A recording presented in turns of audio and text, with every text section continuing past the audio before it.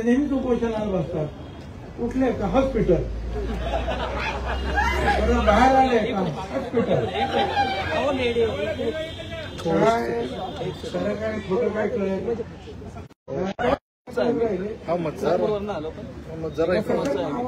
थोडे दिवस झालं का इथं या ना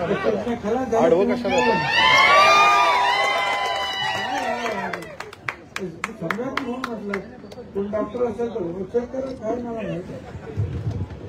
आता मला बोलू दे मला काय म्हणून पण त्याचे काही काय नाही. आता आम्ही त्याच्यावर तुम्ही होता परवाच्या मीटिंगला तुम्ही नव्हता मला आमच्या बरीचशी मंडळी होती. आणखी मी जवळजवळ 40-50 मिनिटाचे आहे सगळं वाचून दाखवलं, बोलून दाखवलं, सुप्रीम कोर्टाचे हायकोर्टाचे सगळे.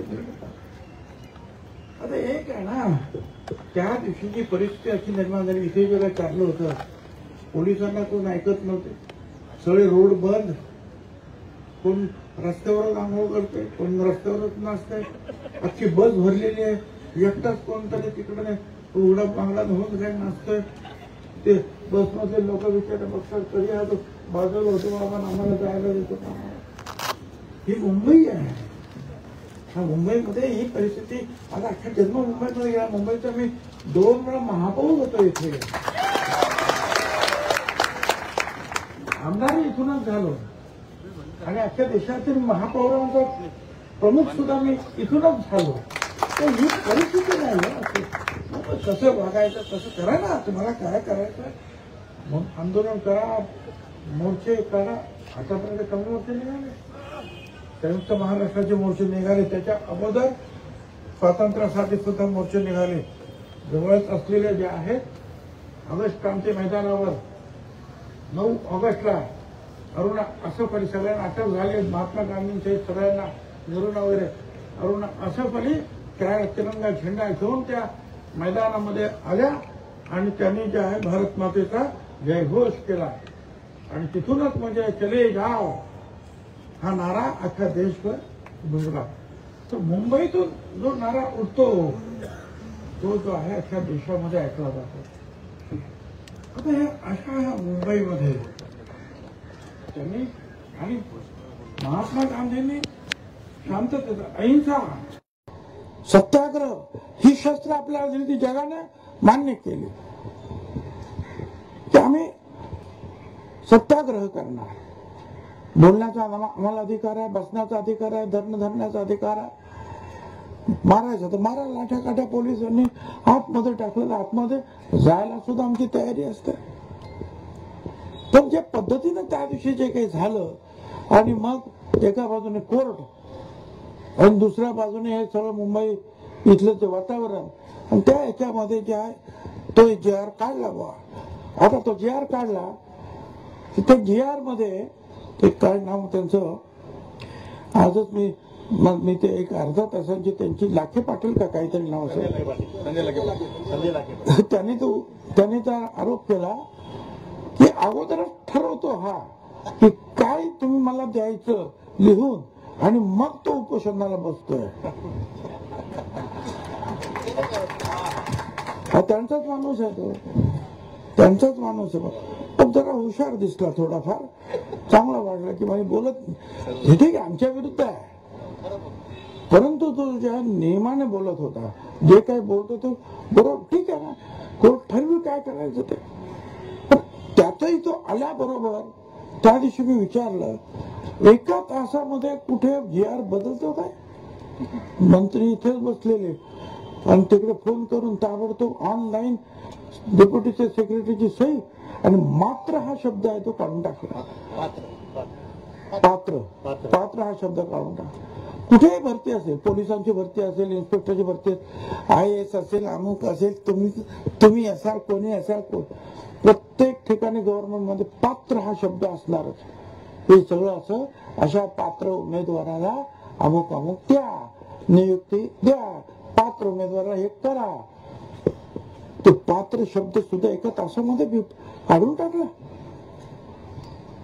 विचारला मुख्यमंत्र्यांच्या समोर सगळ्या मंत्र्यांना, ही कुठली पद्धत आहे? आणि लॉ ज्युडिशियरी जे आमच्याकडे डिपार्टमेंट आहे, एक काय म्हणतात त्यांना, कायदा विधी व न्याय डिपार्टमेंट, म्हणजे काही पोलिसांचे प्रकरण आले, कोर्टातले प्रकरण आले, अशा काही जार काढायचे असेल तर तिथे वकील लोक बसलेले आहेत. ते सेक्रेटरी असतात, ते सुद्धा मोठे एक जज म्हणूनच आले असतात. तिथून बरेचसे लोक हायकोर्टात जज होतात, सिनियर लोक आहेत, ते अभ्यास करतात शब्द कसा आहे, बरोबर आहे. मी त्यांना विचारलं, दाखवलं होतं त्यांना, आहे त्यांच्याकडे ती फाईलवर त्यांनी काय लिहिलं असं, एक जण काही बोलला नाही, बरोबर आहे. ही पद्धतच नाही. मी 91 सालामध्ये महसूल मंत्री झालो, 1991, 35 वर्ष झाली.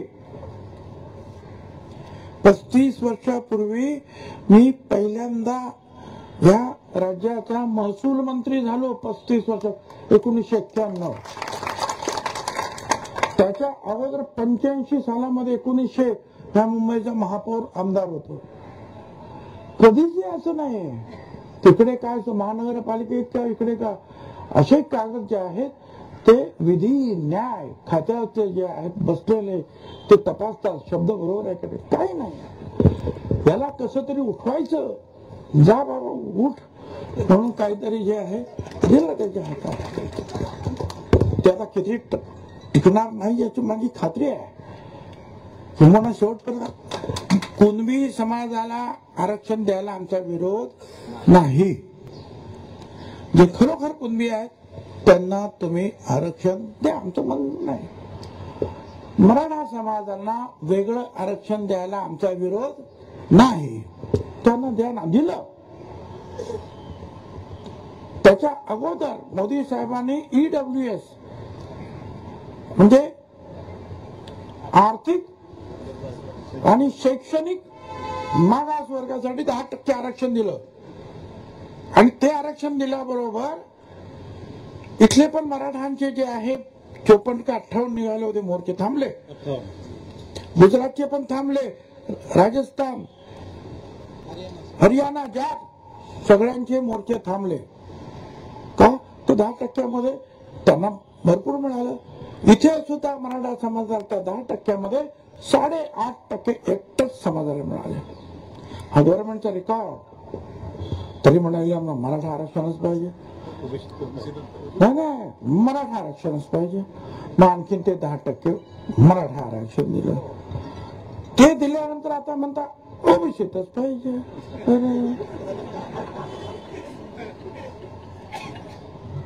एक तर त्या माणसाला काही एक शिकला नाही, काही शिक्षणाचा पत्ता नाही, काय बोलायचं समजत नाही, काही आपल्या कोणाला शिवजून मोकळं होतं.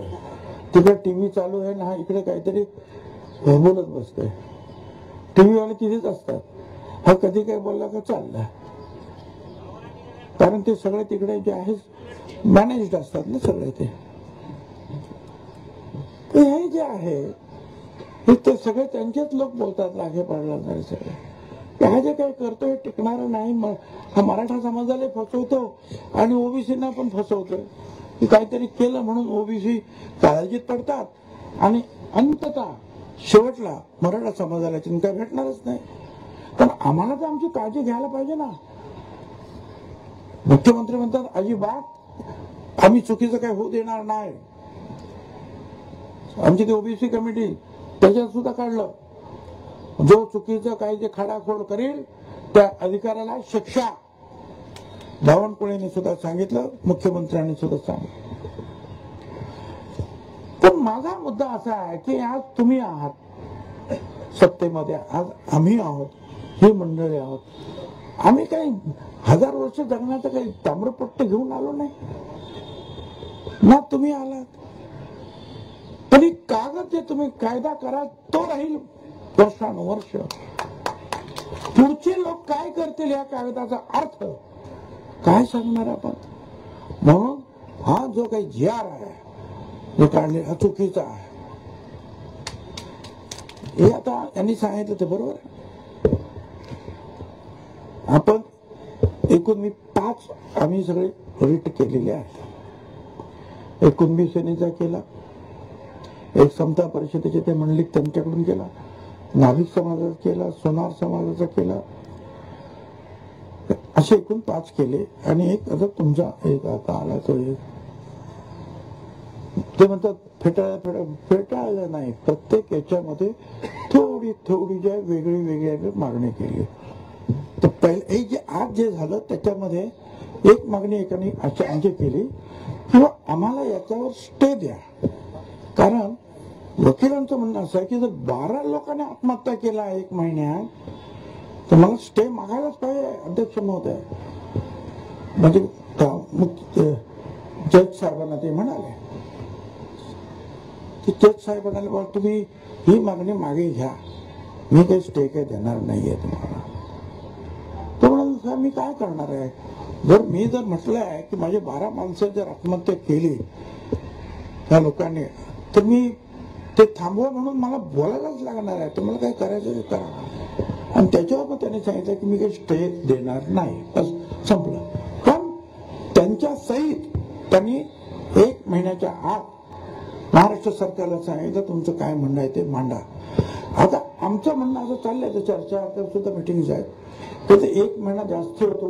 पण हे खरं आहे, दिवाळी आहे, अंक आहे, तमक आहे, त्याच्या अगोदर काय करता येईल का, त्याच्यासाठी काय जायचं का, किंवा एकूणच याला हे 2 महिन्यात संपवा का आणखी 2.5 महिन्यात संपवा, असं काही करता येईल का, याच्यासाठी काही सुप्रीम कोर्टात जायचं का, ते आज संध्याकाळी समीर भाऊन ते सगळे आता बसलेले आहेत, ते त्याचा विचार करून पुढे काय करायचं ठरेल.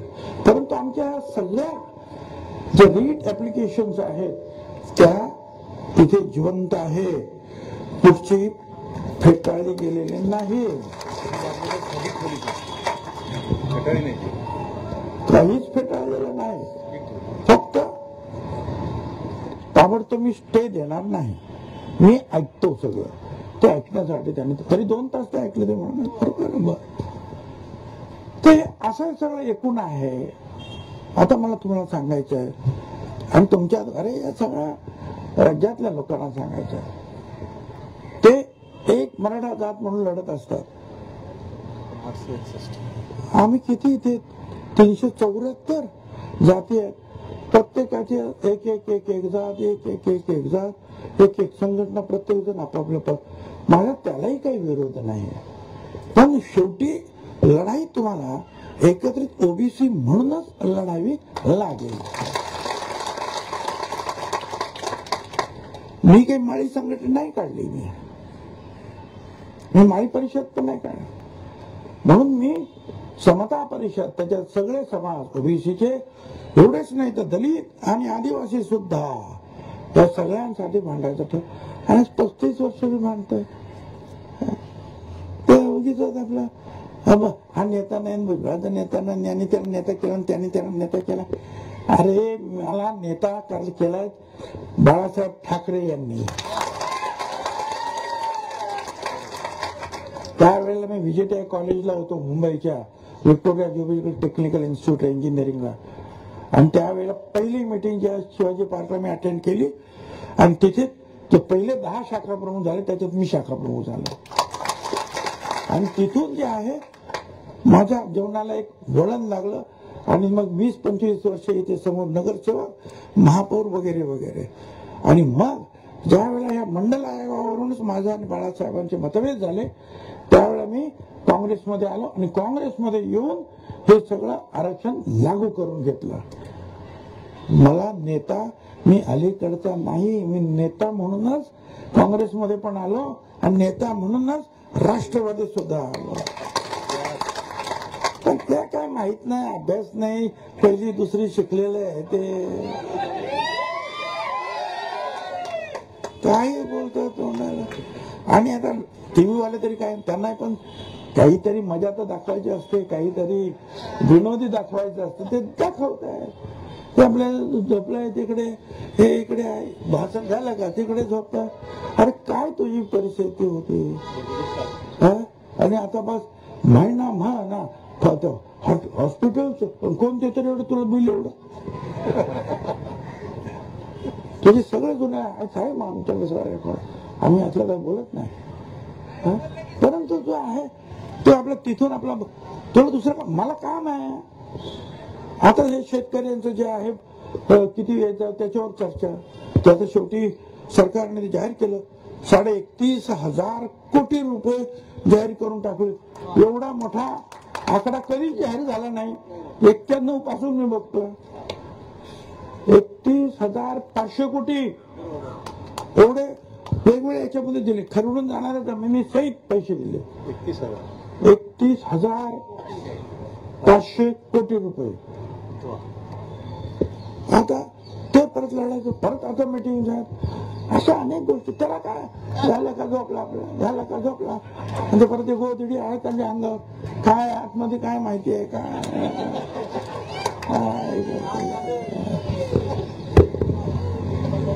पण आता मी तुम्हाला एक सांगतो, ओबीसी म्हणून आपण सगळ्यांनी एकत्रित यायला पाहिजे. वेगवेगळं. आणि दोंडे साहेब, मी त्या दिवशी तुम्हाला एमईडीच्या कॉलेजमध्ये पण सांगितलं, आपला फक्त एकच फोकस ठेवायचा आहे, मराठा आपला दुश्मन नाही आणि हा काय मराठ्यांचा नेता नाही. कोणाचा नेता मी सांगितलं तुम्हाला. आपला उद्देश फक्त जो GR आहे त्याच्यावर आपला फोकस. हा GR रद्द करा. बाकी म्हणून मी सांगितलं, याला अंगावर घ्या, त्याला अंगावर घ्या, हा धंदा करायचाच नाही आपल्याला. त्याच्यामुळे काय होईल, लक्ष जे आहे लोकांचं डायव्हर्ट होईल. आपलं काम बरोबर चुकीच्या मार्गाने जाईल.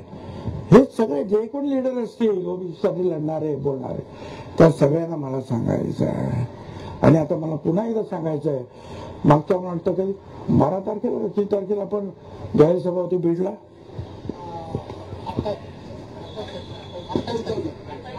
मागच्या 28 तारखेला 28 तारखेला बीडला आपण जाहीर सभा होती. किती पाऊस पडला तुम्हाला माहिती आहे.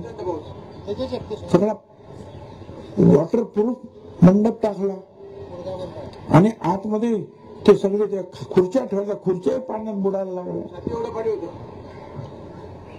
आणि म्हणून मग ती ऐन वेळेला ती रॅली आपल्याला रद्द करावी लागली. आता तीच रॅली आपण सगळे आता आले परत तिकडून लोक सगळे, आणि ती 17 तारखेला आपण ती रॅली दिवाळीच्या अगोदर करणार आहोत. ताकद तुम्हाला दाखवावीच लागेल. कुठलाही सरकार, कुठलाही पक्ष, कुठलाही लीडर हा किती लोक आणि किती डोकी आहेत तो मोजतो. लोकशाहीमध्ये डोकी मोजतात, डोकी. कधी मतदानाच्या स्वरूपात, कधी मोर्चाच्या स्वरूपात, कधी रॅलीच्या स्वरूपात. जेवढे तुम्ही ताकद दाखवाल, मागच्या आपण ती ताकद दाखवली 2 वर्षापूर्वी, एकदम राजीनामा दिला होता त्यावेळेला. का ते सांगते नाही, तो कोण, तो सुभाष राऊत म्हणे माझा नातेवाईक आहे, माझं ते काय हॉटेल आहे, अरे काय ते हॉटेल माझं आहे. हा आता गरीबाचं हॉटेल असेल 50 लाख 1 कोटी रुपयाचं, कुठे काय खर्च केला असेल त्याने, माझं काय त्याच्यामध्ये. तिथे गेलो, आमदारांची घरं जाळली. संदीप गायकवाड आमदार, संदीप क्षीरसागर, त्याचं घर जाळलं. प्रकाश सोळंके मराठा समाजाचे, ते एवढेच म्हणाले, अरे काय तुमचं चाललेलं आहे, याच्यामध्ये कोणाला काय मिळत नाही, 1% कोणाला मिळालं मिळत, एवढं भरून त्याचं घर जाळलं. तो पंडित आपले अमरसिंग पंडित, त्याच्यावर दगडफेक झाली.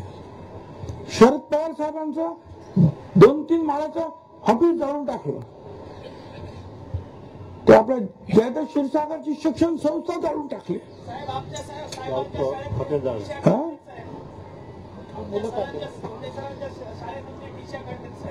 सांगता ना बोला. आणि मग मी तिथे गेलो, मी प्रत्यक्ष बघितलं आणि म्हटलं त्या आमदारांचे जे त्यांची नाव जयदत्त वगैरे ते सगळं वेगवेगळ्या पक्षात पण एकाच वाड्यात राहतात. त्यांची आई जयदत्तची 2-3 वेळा खासदार होती काकू, आणि मोठा पेशर काकू, मोठ्या मोठ्या ज्या भिंती त्या वाड्याला तर वाड्यामध्ये ती लहान पोरं कोंडली गेली, त्या धुराने जे आहे पार त्यांचा जीव जायची पाळी आली. तर 5 मुसलमान पोरांनी मागच्या बाजूने जाऊन त्या पोरांना वरती घेऊन वाचवलं. कारण पुढे असलेल्या सगळ्या ज्या गाड्या धडाधड धडाधड पेट्रोल होत्या आणि त्या पेट्रोल पाण्याने सगळे जे काही आतमध्ये धूर होता त्यातून लोक पोरं, लहान लहान पोरं लेकरं वाचली. मी स्वतः ते पाहिलं आणि मग मी उभा राहिलो की नाही, मी आता उभा राहणार, राजीनामा दिला. मग वाटेत त्यांचे फोन आले मुख्यमंत्री साहेब, किंवा राजीनामा देऊ नका, तुम्हाला काय बोलायचं तर बोला. आणि तेव्हा सुद्धा आपण 2-2, 3-3 लाखाचे रॅलीज घेतल्या. पहिल्या रॅलीला हे आले, सगळेच आले, म्हणजे सगळे म्हणजे आपण सगळे आलो. आणि त्याच्यामध्ये वडेट्टीवार साहेब सुद्धा आले. दुसऱ्या वेळेपासून आणखी 4 रॅली झाल्या. काय झालं माहिती नाही, पण वडेट्टीवार साहेब आले. याचं नाही बोलून सुद्धा ठीक आहे, आता काय असेल, अडचणी झाल्या असतील. पण माझं अजूनही सगळ्यांना म्हणणं आहे, ठीक आहे, जिथे असाल तिथून पण लढा, ओबीसी साठी लढा. मी नेहमी सांगतो, समता परिषदेच्या लोकांना काम करत असताना तुम्ही कुठल्या पक्षात आहात, मला त्याच्याशी काय कर्तव्य नाही, परंतु ज्या वेळेला ओबीसीवर गदा येईल त्यावेळेला ओबीसी म्हणून तुम्ही उभे राहिलं पाहिजे. 17 तारखेला आपण सगळ्यांनी असेच झेंडे घेऊन आलं पाहिजे. आता परवाच्या 1 महिन्यापूर्वी लिंगायत समाजाच्या 17 जातींना आम्ही त्या ओबीसी मध्ये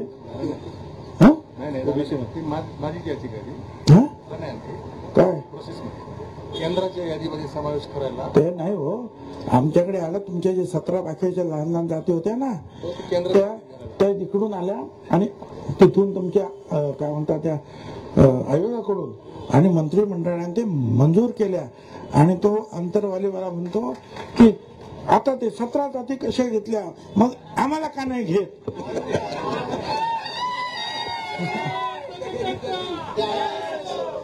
अरे मी म्हटलं ते आयोगाकडे गेल्या, तू जा आयोगाकडे. 4 वेळा आयोगाने फेकून दिलं तुमचं. तू जा आयोगाकडे. आयोगाने फेकून दिलं, हायकोर्टाने फेकून दिलं, 2 वेळा सुप्रीम कोर्टाने फेकून दिलं. आणि ते काय होतं, मूळ जो समाज आहे तुमचा लिंगायत समाज, त्याच्या ज्या पोट जाती आहेत त्या त्याच्यामध्ये घेतल्या. त्याला काही समजतच नाही तर काय करणार. 17 जाती, 17 अरे का 250 जाती होत्या सुरुवातीला 93 सालामध्ये. आता 374 जाती. आम्ही कोणाला नाही म्हणालो नाही का. आयोगाकडे जा, आयोगाने सांगितले बरोबर आहे घ्या, पण आयोगाने सांगितले बरोबर नाही जा परत. असं आहे ही लढाई आहे. एखादा समजदार असेल तर त्याच्याशी लढणं, त्याच्याशी बोलणं हे जरा सोपं असतं. पण ज्याला काही समजतच नाही त्याच्याशी काय डोकं लावायचं, त्याच्यामुळे ती लढाई पण कठीणच असते. तो काय बोल. आता हे जे आहेत ना, यात आम्ही बोललो, हे तिकडे ताबडतोब ऐकायला गेलं, तिकडे यांचे भाऊबंद बसलेलेच आहेत. भुजबळ असं बोलतो, त्याला काही काम धंदा आहेच नाही, तो बसलेलाच आहे तिकडे. एक झोप झाली असं सकाळ काय बोलायचं.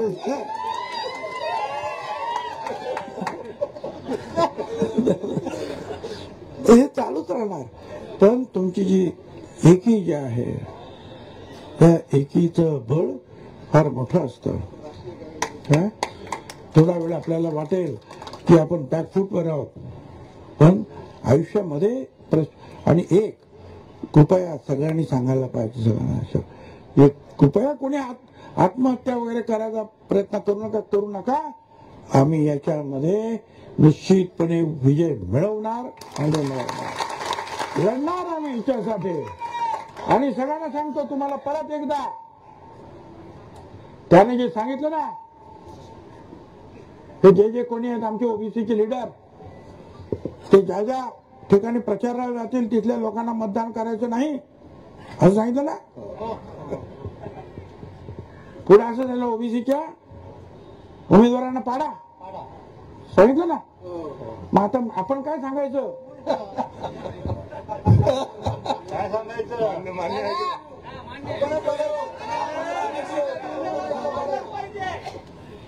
आपण पण जर हे जर असेल तर मग आम्हाला सुद्धा पक्ष बाजूला ठेवावे लागतील आणि एकीने लढावं लागेल. आम्ही आतापर्यंत कधी बोललो नाही, पक्षाच्या सीमा आम्ही ओलांडल्या नाहीत, पण अशा रीतीने जर कोण काही करत असेल आणि बोलत असेल तर ओबीसी समाजाला सुद्धा त्याच्या करण्याचा आदेश द्यावा लागेल. आणि एक लक्षात ठेवा, तुम्ही 54% आहात, 7% आदिवासी आहे, 13% दलित आहे, तुम्ही 74% झाला राव. आणि त्याच्यामध्ये आणखी मुस्लिम समाज सुद्धा तुमच्या बरोबर आहे. कुठच्या कुठे येईल तुमची आकडा, पण एकीने लढलं पाहिजे. एक हा उभा राहिला का याच्या विरुद्ध हा, का याच्या विरुद्ध हा, मग काय खरं नाही. एकीने लढा.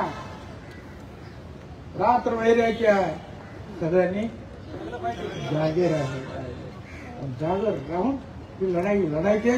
मी पुन्हा एकदा आपण जे परिश्रम घेतले ते न्यायचे, त्याबद्दल मी आपला फार आभारी आहे. हा काय नाही, यांच्या शाळेच्या त्यांच्या शाळेची काही मुलं काढून घेतली, तिकडे तर बदल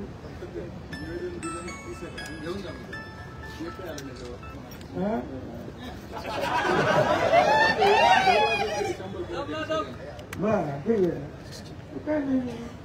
पण आपल्या काही कार्यक्रम करताना डोके फोडले नाही तर आमचा तो नवनाथ वायमन त्याची गाडी काढली.